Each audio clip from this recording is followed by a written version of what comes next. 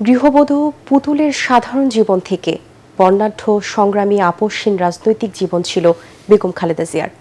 স্বামী জিয়াউর রহমান শহীদ হওয়ার পর রাজনীতিতে হাতে খড়ি তার। আন্দোলন সংগ্রাম কিংবা সরকার প্রধান, খালেদা জিয়ার দীর্ঘ ৪৩ বছরের রাজনৈতিক জীবনে দৃঢ়চেতা, সাহসী, দেশপ্রেমিক রাষ্ট্রনায়ককে দেখেছেন দেশের মানুষ। নানা সময়ে সংকট, বিপদ, দুর্যোগে তাকে কেন্দ্র করেই ঐক্যবদ্ধ থেকেছে দল আর দেশের মানুষ।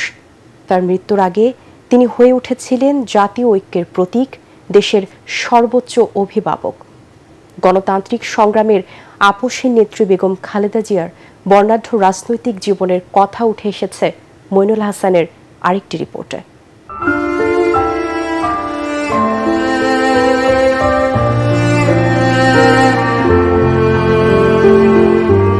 তার মতো করে দেশকে, দেশের মানুষকে ভালোবেসেছে কে কবে।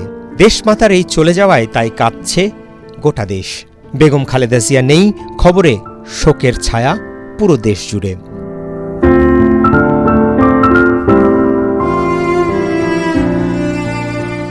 গৃহবধূ বেগম খালেদা জিয়ার রাজনীতিতে অভিষেক স্বামী স্বাধীনতার ঘোষক রাষ্ট্রপতি জিয়াউর রহমান শহীদ হওয়ার ৭ মাসের মাথায়।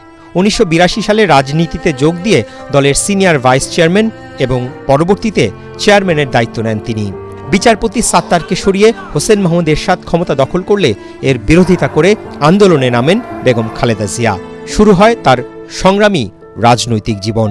নানা প্রলোভন পায়ে মারিয়ে এরশাদের অধীনে নির্বাচনে অংশ না নেয়ার ঘোষণা দিয়ে দীর্ঘ ৯ বছর আন্দোলন তাকে আপসহীন নেত্রীর উপাধি এনে দেয়। ১৯৯১ এর নির্বাচনে তার নেতৃত্বে বিএনপির অভাবনীয় বিজয়ের মাধ্যমে বাংলাদেশের প্রথম নারী প্রধানমন্ত্রী হিসেবে শপথ নেন তিনি। সংসদীয় গণতন্ত্র প্রতিষ্ঠার পাশাপাশি তার নেয়া নানা উদ্যোগে এগিয়ে যাওয়ার ভিত্তি পায় বাংলাদেশ।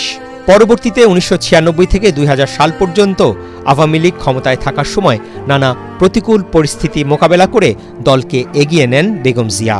২০০১ সালে বেগম জিয়ার নেতৃত্বে বিপুল সংখ্যাগরিষ্ঠতা নিয়ে ক্ষমতায় আসে বিএনপি। তৃতীয়বারের মতো প্রধানমন্ত্রী হন বেগম জিয়া।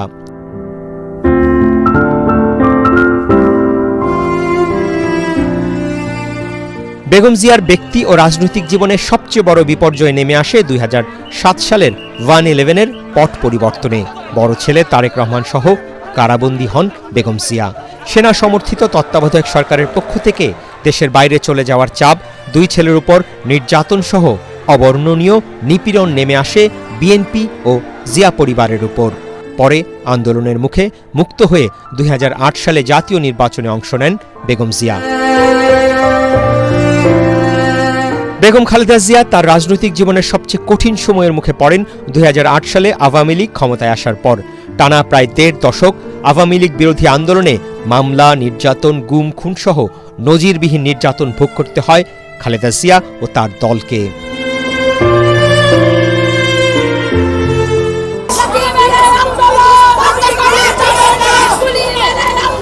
জনগণের ভোটাধিকার প্রতিষ্ঠায় ২০১২ সাল থেকে রোড মার্চ, লং মার্চ, অসহযোগ আন্দোলনের নেতৃত্ব দেন তিনি। বালির ট্রাক দিয়ে তার বাসা ও অফিস অবরুদ্ধ করে রাখা হয়। আমি নিজে বাড়ি ছেড়ে বেরিয়ে এসেছি, এটা সম্পূর্ণ মিথ্যা কথা, বানোয়ার কথা। তারা জবরদস্তি ধাক্কা মেরে আমাকে বাড়ি থেকে বের করেছে। এর মধ্যেই ২০১৪ সালের জাতীয় নির্বাচন বর্জন করে ১ বছর পর টানা অসহযোগ আন্দোলনের ডাক দিয়ে গুলশান কার্যালয়ে টানা ৩ মাস অবরুদ্ধ সময় কাটান বেগম জিয়া। এ সময়ই আসে ছোট ছেলে আরাফাত রহমান কোকোর মৃত্যুর খবর।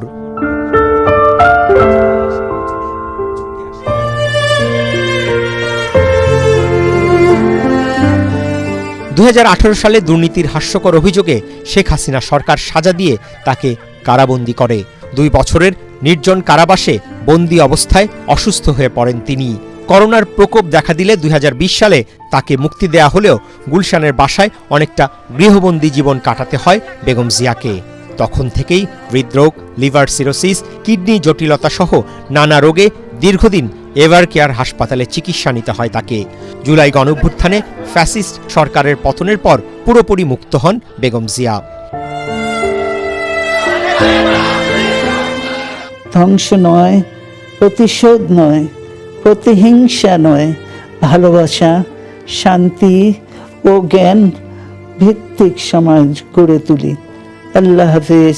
5ই আগস্টের পর হাসপাতালের বিছানায় থেকেই ভিডিও বার্তায় প্রতিহিংসা নয়, ঐক্যের আহ্বান জানান আপসহীন এই নেত্রী। জুলাই গণঅভ্যুত্থান পরবর্তী বাংলাদেশে তিনিই হয়ে ওঠেন জাতীয় ঐক্যের প্রতীক, রাষ্ট্রের সর্বোচ্চ অভিভাবক।